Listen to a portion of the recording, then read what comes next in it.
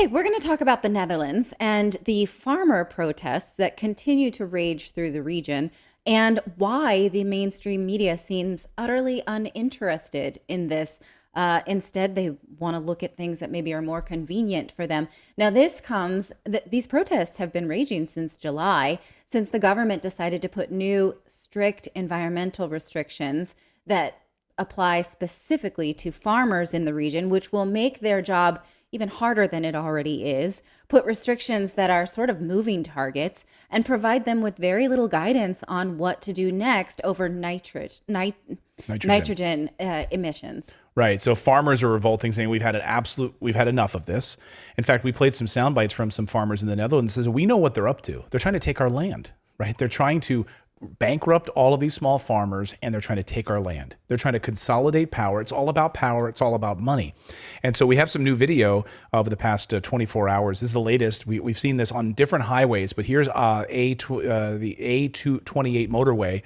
Farmers blocking roads, continuing to barricade. You can see these on fire here. As you can hit play on that one, Philip, if you want. You can see as they're driving down the street here. You can see setting up these different setting up different barricades so you can't get through. These farmers are saying enough is enough is enough, and we are not going to take it. They're not backing down. Now, this story got coverage a few weeks ago, right? We covered it here on the show. Yes. But I've been following it very closely, and it's gotten worse. And there's no mainstream media coverage of it.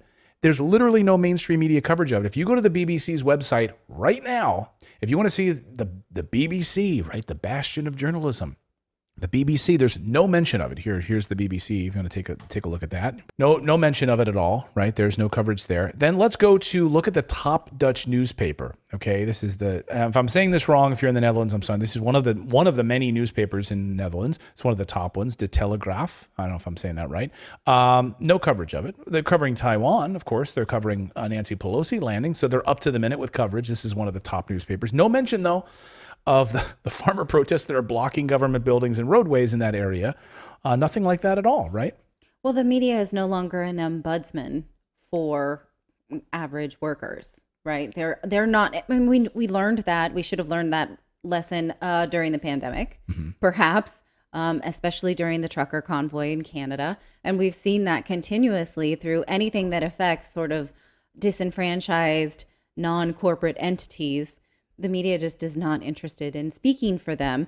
But I am continuously interested in how politicians decide that they are going to make unilateral decisions in order to look like they are on the side of the environment, but not really harm anybody. This specific issue was because in the Netherlands, they were not hitting their target emissions, and they wanted to obtain permits for building expansion, and they were too far over their emissions. So they said, well, we're going to cut over here. So who do they choose? Not corporate buddies, because, okay, we need to build more. And so we're going to harm these farmers. Now, all of us want environmental change that's good for the planet, right? We want these things that are actually good, but we don't want changes that will hurt working class people first. And we don't want change that is sort of, perfunctory, I guess, is the word that I'm looking for. Now, I've mentioned many times on this show that I recently because of these protests, I became aware of the research from Bjorn Lomborg. He was on Fox News 3 weeks ago talking about this, and he says that politicians are just sort of willy-nilly making these laws. They ignore the real things that we can do to combat climate change. Go ahead and take a listen. So, look, it's not really a new story. Politicians make grand promises, but they have no intention of actually keeping them. But what happens then is they get sued in court, and suddenly they have to live up to them. Now, they promised to cut their nitrogen emissions dramatically from farming, and that turns out to be really, really hard, and hence very, very costly. This is the same kind of thing that we're now seeing with climate. Politicians making grand promises which sound great, but which will actually lead to a lot of cost and a lot of unhappy people. That's not the right way forward to actually get a better environment.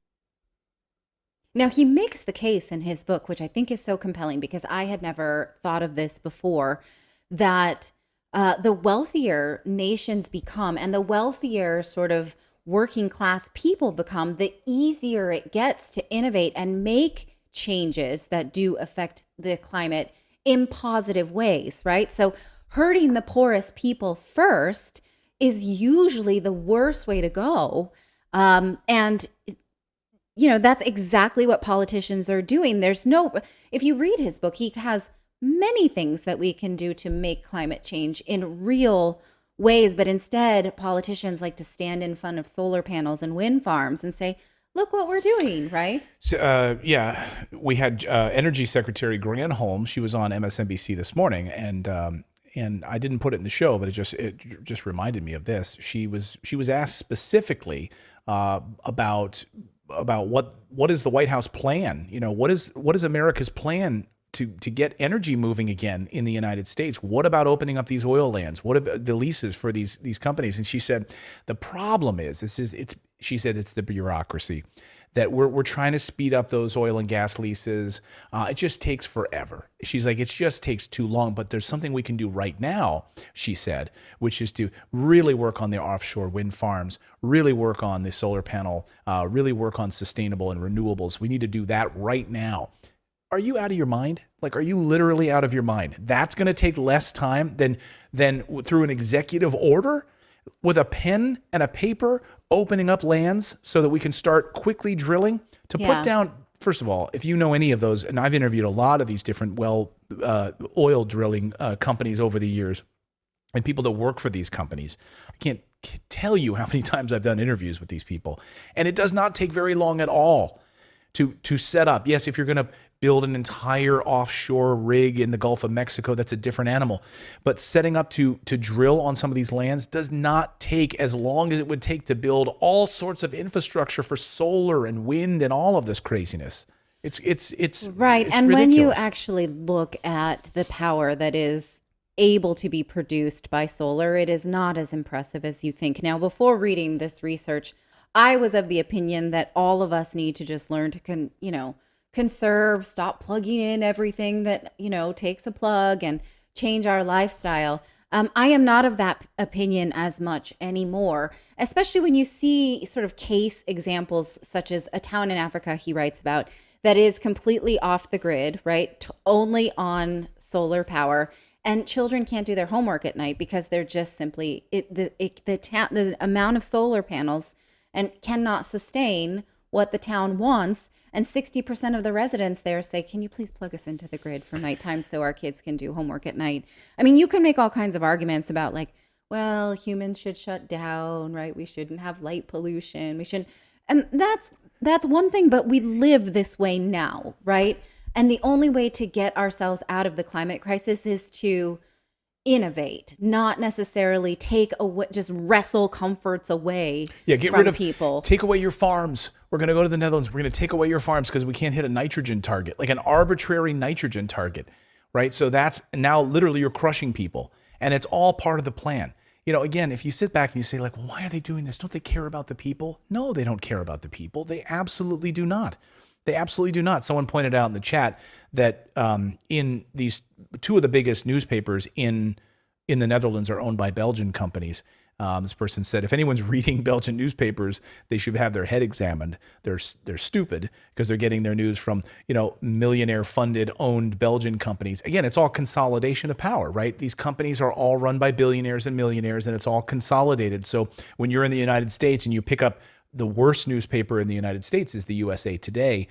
Right next to it is the New York Times. Right next to it is any Gannett-owned newspaper. All of these things are owned and consolidated. So they're handing out the same crap, printing the same stuff, and keeping us stupid. I mean, hopefully that's why when you watch this show, you realize that we don't get our news from those places. Yeah. And we try to cover the stories that you're not going to see other places, like this African angle to this story. Just one more thing about this nitrogen emissions, because there is research, we covered it in the newsletter, that if you feed these animals, for instance, seaweed, it reduces the amount of nitrogen that they produce through their waste, right? So there are real ways that we could combat that without hurting people. It just doesn't seem to be a politician's priority at all. Now, now the world is sort of condemning Africa for wanting to use its own gas. You see this article in The Guardian today.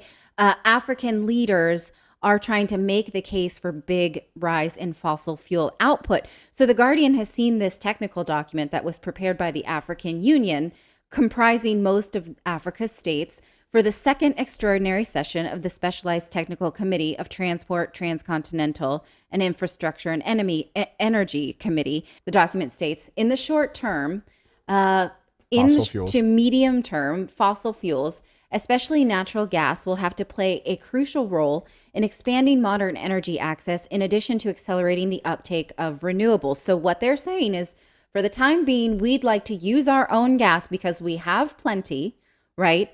And make sure that we're not dependent on other continents for our energy consumption in order to increase GDP in African nations.